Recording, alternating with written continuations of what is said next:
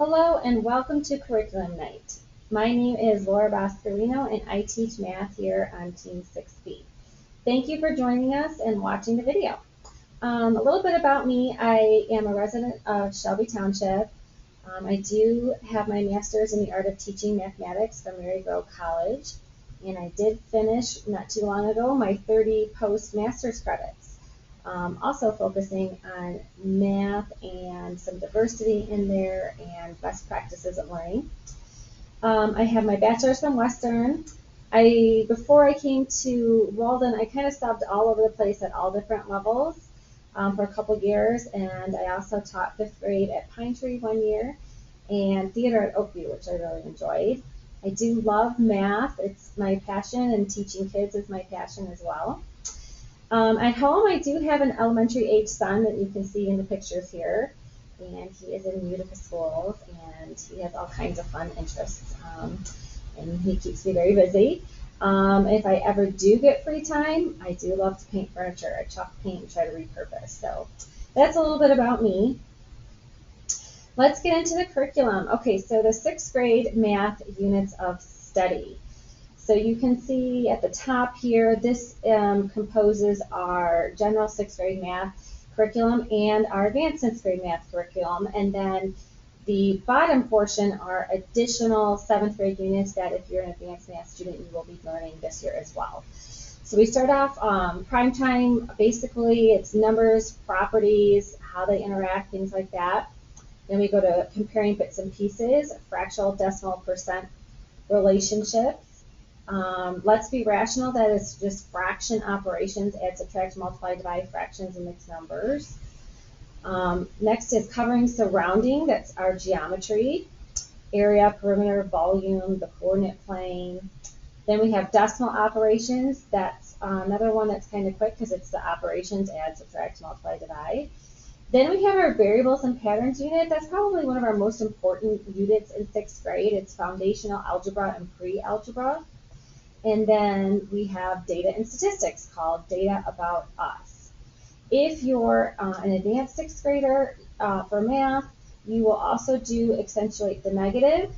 That's basically negative rational numbers, so decimals, fractions, mixed numbers, and doing different things with those, some algebra with those kinds of things. And then we end the year with sort of a double geometry unit, stretching and shrinking, geometry and ratio relationships, and shapes and designs, which is more geometry. So those are our units. How will students practice in math and then be assessed in math? So I have the practice on the left. One of the tools we use for practice is called Delta Math. It's our online math platform. We are required to use it. We will be utilizing that for both graded and ungraded assignments. So if it's graded, it's something that we worked on before, and if it's just for practice, I don't think you've had much experience with it. It's usually not graded, but I do expect you to get the practice in because the grade will soon follow. And then we also do assignments. In addition to our online, we do have paper pencil assignments. That's found in the assignment part of your math binder. We're going to set up our math binder so you have a section called assignments, and you can file your papers neatly there. And we generally do those in class. However, they can become homework depending on how a student uses their class time. Some students work faster than others, and that's perfectly okay. You go at your own pace.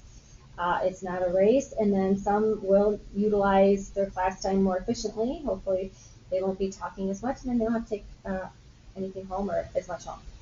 And then we also will be doing study guides to help you practice. I always give study guides before quizzes and end of unit assessments such as common assessments. And the study guides will be part of your assignment section of your math binder. And that is the last practice before the graded assessment. Then how are you graded?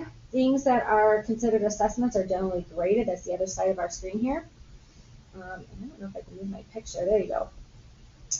So we have quizzes and other formative assessments, common assessments. I think elementary school, you're familiar with the common assessment. Our common assessments come at the end of each unit.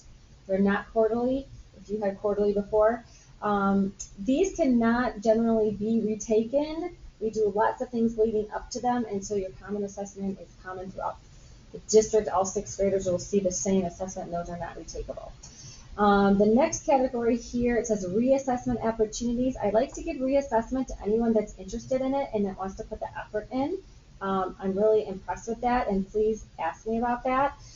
Quizzes in general can be retaken, and some Delta Math and other things too. So basically, if it's not a common assessment and you're interested in giving me a better performance or studying and trying again, let me know, okay? So I just ask that you contact me if you're interested within 1 week of that grade. So if I give the quiz back within a week, let me know if you're interested in retaking it. I will sometimes post retake dates during STAR. They usually are just during STAR, and I'll post them. If you are interested, make sure you join in on those. Okay?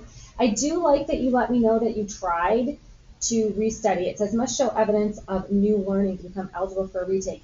I want you to let me know that you did look at the old assessment or your old study guide and you practice, and I corrected it, now I get it, I'm ready again, because we really want an improved score. Action is, of course, do the practice on time ahead of time, study ahead of time, ask me questions ahead of time. You'll have a great performance in math. Okay, grading, standards-based grading known as SBG. This is a district-wide scale. 4, proficient, 3, progressing, 2, basic. Below that, we have area of concern, or 0 is no evidence. So we kind of like you to live in the 3 to 4 range. You know, 2s are sometimes okay too, and you perform better after that. And if you need help, please let me know. And I also use the half points. You'll see that on papers a lot. So 3.5, it's still proficient. 2.5, I would still consider that progressing. Those kinds of things. You'll see that going on as well. Okay, how can parents stay informed this year? So checking Power School is a great way to check up on your child's progress in math. If you see a missing or a 0, ask your child, do you know what this is? Do you have it? Email me, things like that. I do update it pretty much once a week, sometimes more, depending on the course and what we have going on that week. The Team 6B weekly newsletters, those are emailed through School Messenger. I put our assessment dates in there so you know what's going on as far as that goes. I give my best educated guess as to when we'll be ready to take an assessment. Sometimes I have to delay it or change it up a little bit just based on how the kids are doing, or sometimes we have interruptions like fire drills or something and we didn't get to do the study guide that day. So I give my best guess in there. I suggest, if you can, take a look at your child's math binder. Are they completing the assignments in the assignment section? I keep a log in there, and I will put a stamp every time they complete something. And if it's not completed, it'll be stamped under missing. So you can see the practice, the things that aren't graded, but we're practicing. Are they doing that in their math binder? And the quizzes are stored in there as well. So if you could periodically check that, that would be great. Having kids connect with a study buddy in class is always helpful. And please contact me if you have any questions or concerns. Here's my contact information, laura.boscarino@lok12.org, and that is Walden's phone number. If you need anything, don't hesitate to reach out. I hope your child and you have a great year, first time at middle school, for our students here in 6th grade, and have a great night. Thank you so much. Bye-bye.